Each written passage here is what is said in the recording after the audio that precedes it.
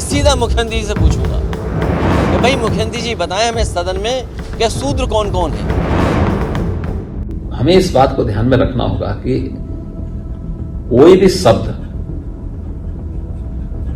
इतना बुद्धि और विवेक तो होना ही चाहिए कि किस भाषा में लिखा गया और उस भाषा का लोकल स्तर पर उसको उसकी परिभाषा किस रूप में परिभाषित की जाती है।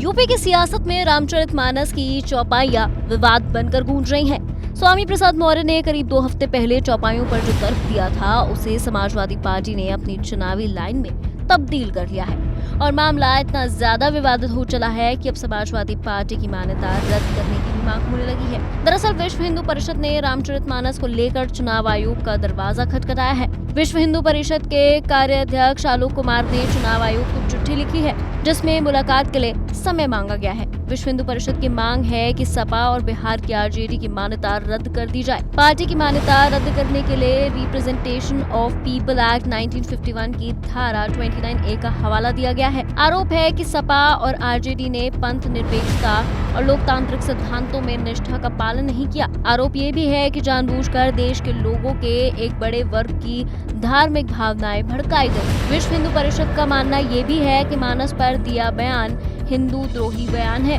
विरोधी चाहे जहां चले जाए, लेकिन सपा ने ठान लिया है कि इस लड़ाई को 24 के चुनाव तक घसीटा जाएगा। न सिर्फ घसीटा जाएगा बल्कि इसे भुनाने की भी पूरी कोशिश होगी, क्योंकि बात सिर्फ स्वामी तक सीमित नहीं है। स्वामी ने तो चौपाई पर सवाल उठाया था। इसे शूद्र वाला एंगल तो खुद सपा के अध्यक्ष अखिलेश यादव ने दिया है। रामचरितमानस पर और खासकर शूद्र पर मैं सीधा मुख्यमंत्री से पूछूंगा कि भाई मुख्यमंत्री जी बताएं हमें सदन में कि शूद्र कौन कौन है। ये सवाल हमारा आपका नहीं है, ये सवाल धार्मिक लोगों का है। कम से कम वो तो बताएं हमें। अखिलेश के इस बयान के बाद हंगामा तेज हुआ और मामला इतना ज्यादा आगे बढ़ गया कि बात चुनाव आयोग के दरवाजे तक पहुंच गई। मतलब सपा ने जो लाइन पकड़ी है उसे घटाने के बजाय वो इसे और लंबी खींचने की कोशिश कर रही है और विरोधी इस पर जितनी ज्यादा प्रतिक्रिया देंगे सपा अपने मकसद में उतनी कामयाब होगी। समाजवादी पार्टी इस बात को लेकर पूरी तरह से आश्वस्त है कि ये मुद्दा उसे चुनाव में फायदा पहुंचाएगा।